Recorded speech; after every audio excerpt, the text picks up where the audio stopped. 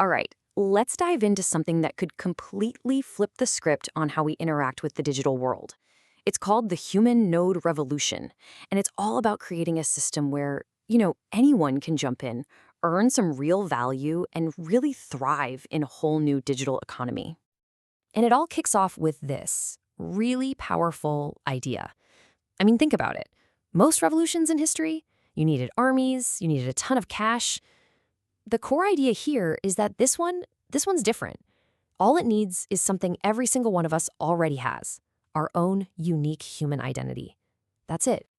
So, why do we even need a revolution in the first place, right? Well, to get that, we've got to look at the problem this whole thing is trying to fix. Let's dig into what the source material calls Tech's economic trap. And I bet some of this is going to sound pretty familiar. A system where our data is just kind of secretly scooped up, where a handful of giant companies basically control everything, acting like these choke points for information and for value. And they're constantly telling us to be afraid that AI is going to take all our jobs, right? It all adds up to a world where we're basically just renting access to our own lives. It's wild. Okay, so what's the alternative? This is where the human node revolution comes in. It's designed as a direct answer to all those problems we just talked about. And this slide, wow, it really lays out the difference, doesn't it? The old way is just full of gatekeepers. You need a degree, a resume, a bank account, all these hoops to jump through. But this new system, inside what they call the Enkai ecosystem, it just gets rid of all that. The only thing you need to join, a decentralized identity, or DID. Think of it as your own secure digital identity that you control, not some company or government. And that leads us to this really key concept, the human node.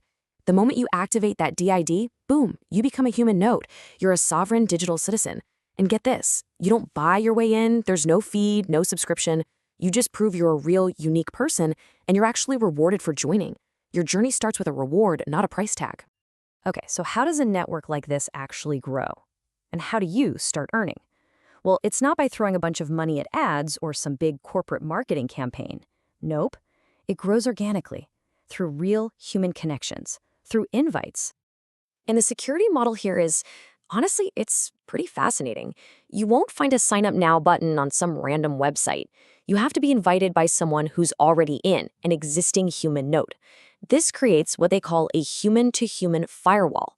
It's a really clever way to keep out bots and bad actors because everyone has been vouched for by a real person. This breaks it down perfectly. So, step 1, a person activates their identity. Step 2, trust. That's when someone already in the network validates them. Step 3, community. The network gets bigger, but through real relationships. And finally, step 4, the reward. This is key. Both the person who invited and the new person earn something called pop points, which is like the in-house currency of the whole system. So how does this reward thing actually work? They call it sovereign reciprocity. It's pretty straightforward. You get a 25% cut of all the pop bonuses that the people you personally invite generate. And listen to this, that's forever. But it doesn't stop there. When they go on to invite people, you get a 10% cut from that second layer. It's a system built to reward you for building out the community. All right, so pop points are cool inside the ecosystem, but you can't buy groceries with them, right? So let's talk about the big question. What about actual real-world money? Let's see how this system generates cash you can actually spend. And this is the key difference right here. Pop points, they have value inside the ecosystem, and you earn them from participation and invites. Fiat money, that's the real stuff, the dollars and cents for your bank account. And that real money comes from two totally different engines, your data and your computer's power. So here they are, the two engines that generate real cash. First up, data ownership. With a tool called JSME, you basically get your own secure data locker. And anytime a company wants to use your encrypted data, they have to ask you first, and you get paid for it. It's your data, your rules. The second engine is compute power. Using another tool called Junction, you can basically rent out the processing power your computer isn't using. So what could this actually look like for you? Well, the source suggests that even with just a regular laptop, by letting it contribute its spare power, you could potentially be looking at around $500 a month, just from your laptop. But what if you've got something with a bit more horsepower, like a gaming PC, with a nice GPU? Well, then that potential income takes a big leap, up to around $1,500 a month. And for the real power users, the people who maybe set up a small dedicated GPU cluster at home, the potential earnings get, well, pretty staggering. We're talking in the range of $10,000 to $20,000 a month. Okay, but now this is where it all clicks together. We just saw those huge potential earnings from compute power, but let's ask a question. What if you're not the one building that big cluster, but you're the person who invited the one who did? Remember that 25% earning rate we talked about? It applies to this too. This means if someone you invited builds that cluster, you could be earning between $2,500 and $5,000 a month sent directly to you. That is a serious passive income stream, and it's all built on an ethical model. So this isn't just about money. This whole new economic engine can unlock a completely different way of living. It redefines how we think about work and travel and even AI. This is where we get to the idea of the sovereign digital nomad. You know how everyone's always worried that AI is coming for our jobs? Well, this system completely flips that narrative on its head.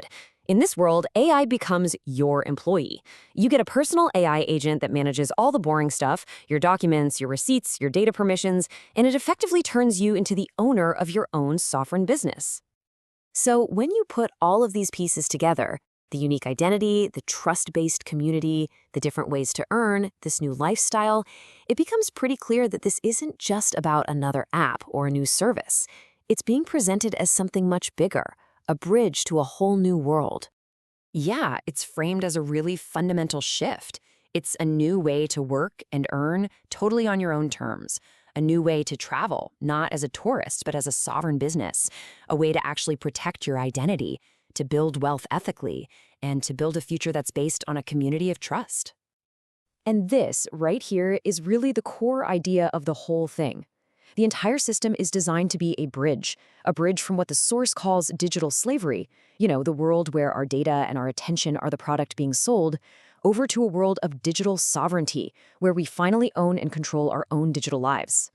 And that leaves us with one last kind of powerful question to think about. In a world where you actually own all your digital stuff, you've got two main assets you can monetize. Your mind, your knowledge, your ideas, your relationships, or your machine, the raw processing power of the hardware you own. So the question is, what will you monetize when it all belongs to you? In this new world, that choice is completely yours.